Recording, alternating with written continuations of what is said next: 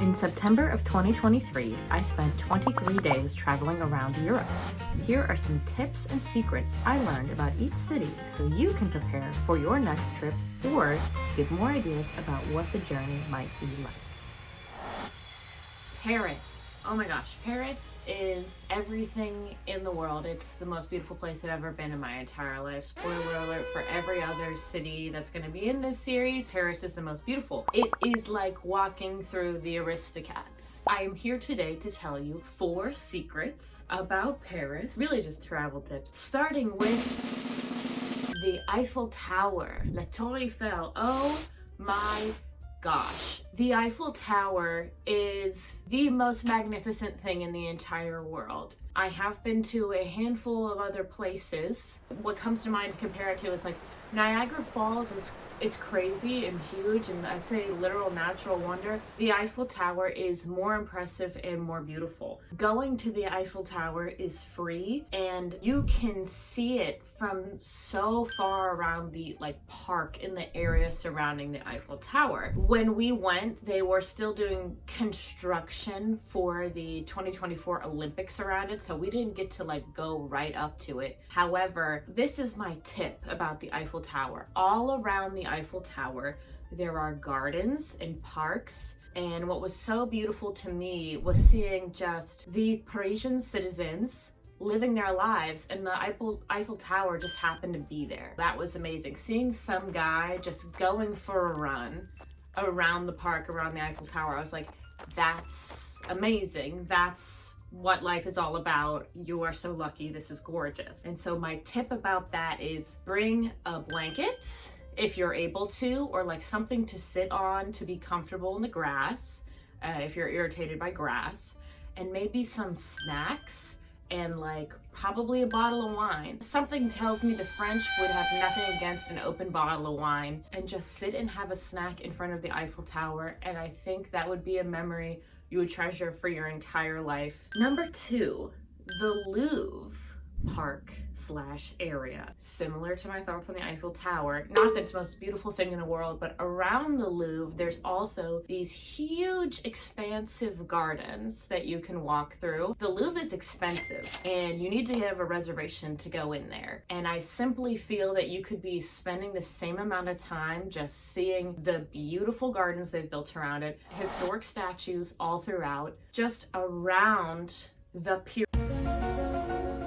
entrance to the Louvre. I would recommend doing that instead of shelling out the money you would need to go to that museum. If you are an art history person, the Louvre is for you. If you are not an art history person and you are not ready to spend an entire day at the Louvre, which I believe you should, walk around the park instead. Take in the sights that are there and the huge historic garden they've built around it. Number 3, staying at a hotel. I'm gonna throw Airbnb right under the bus. There is an Airbnb commercial right now that's like, why stay on the touristy side of Paris? We could say in the Paris side of Paris. Everywhere in Paris is the Paris side of Paris. Everywhere you look is Parisian architecture. So we stayed at a Marriott in Paris, and everywhere we went was still just beautiful French immersive culture, little city. To me, it was like if New York City smelled good and was less dirty. Later on this trip, I met some guys from Paris in Croatia, and they were really like, how is that possible? Because they thought that Paris stank and was dirty, and I was like, on the contrary. As an American, Paris is beautiful everywhere you go. And so my advice is stay in a hotel. You know it'll be clean, you know it'll be safe, and this is gonna sound dumb. The breakfast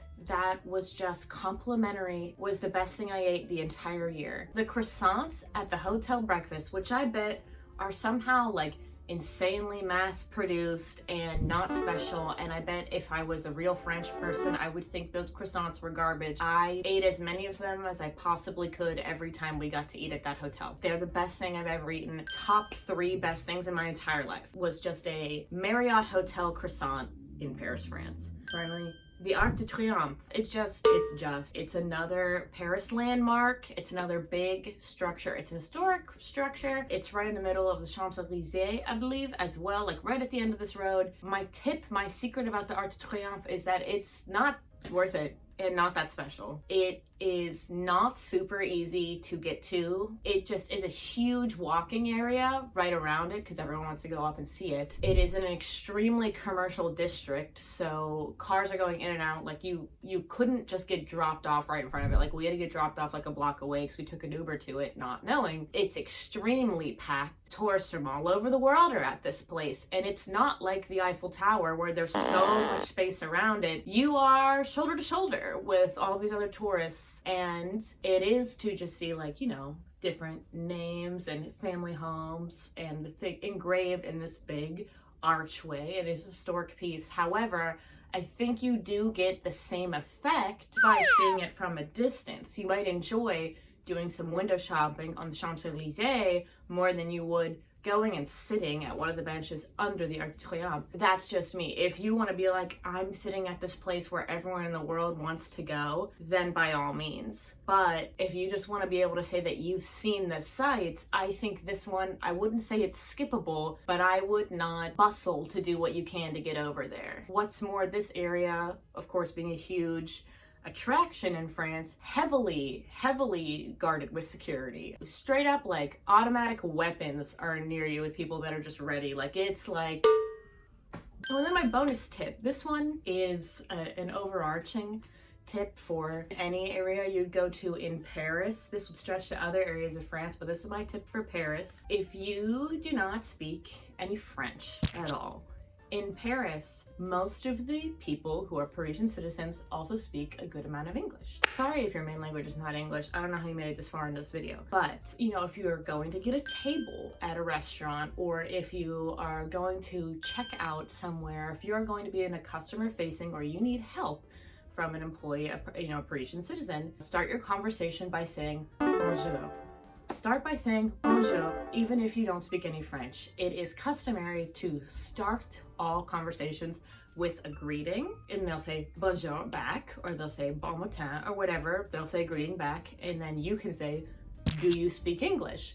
And they will say yes. But if you just go up to someone being like, we need a table for 3, they might be offended and just be like, bonjour. Like, where's my hello? You can't just come up to me and start barking at me. And if you don't mind being seen as a rude visitor, then just start your conversation.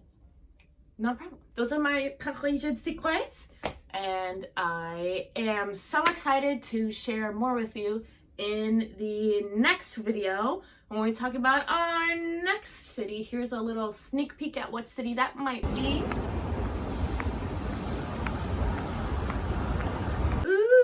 Okay, thank you so much for joining. Be sure to like and subscribe so you can get more. Bye bye. Adieu.